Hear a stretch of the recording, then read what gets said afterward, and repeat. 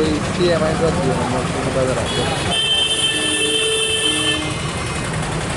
এটা দুর্ভাগ্যজনক যে মৎস্যভূমি বাজারে যে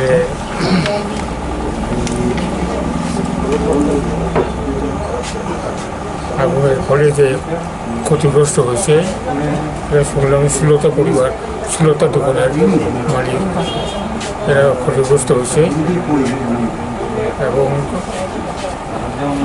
এটার সাথে সাথেই আমাদের প্রশাসনের পক্ষ থেকে ডিএম ওয়েস্ট এবং সদর এসডিএমের পক্ষ থেকে ঘটনার তদারকি শুরু করে দিয়েছেন এবং আমাদের সরকারের যে গাইডলাইন সেই গাইডলাইন অনুসারে ক্ষতিগ্রস্ত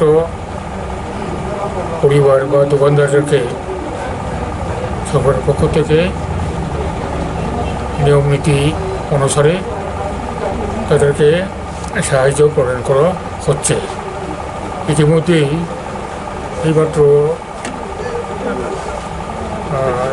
কাগজ পেলাম, এতে করে প্রতি পরিবারকে আপাততভাবে ইন্টারিম রিলিফ হিসাবে 5,000 টাকা করে তাদেরকে পেমেন্ট করা হয়েছে থ্রু দেয়ার ব্যাঙ্ক অ্যাকাউন্ট। আর পরবর্তী সমস্ত অ্যাসেসমেন্ট করার পরে যে ক্ষতি হচ্ছে বা হয়েছে তার প্রেক্ষিতে একটা অ্যাসেসমেন্ট করার পরে এটি নির্ধারণ করা হবে এবং আমাদের সরকারি যে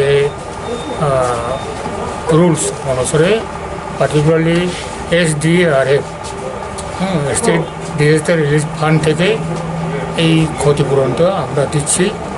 এছাড়াও ম্যাক্সিমাম যাতে দেওয়া যায় এটা আমরা করব, যাতে করে আমরা সরকারের পক্ষ থেকে ম্যাক্সিমাম যাতে সাহায্য করতে পারি according to our prescribe norm সেটা আমরা করছি।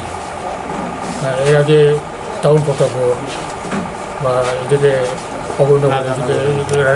এগুলো খুব দুর্ঘটনা হয়েছে, এটা তো করার কিছু নেই, তাহলে তবু ওটাকে আমরা সরকারের পক্ষ থেকে সঙ্গে সঙ্গে তার রেসপন্স করে ক্ষতিগ্রস্তদের পাশে আমরা দাঁড়াচ্ছি, সরকার দাঁড়াচ্ছে।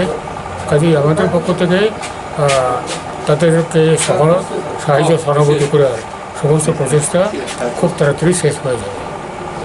Thank you.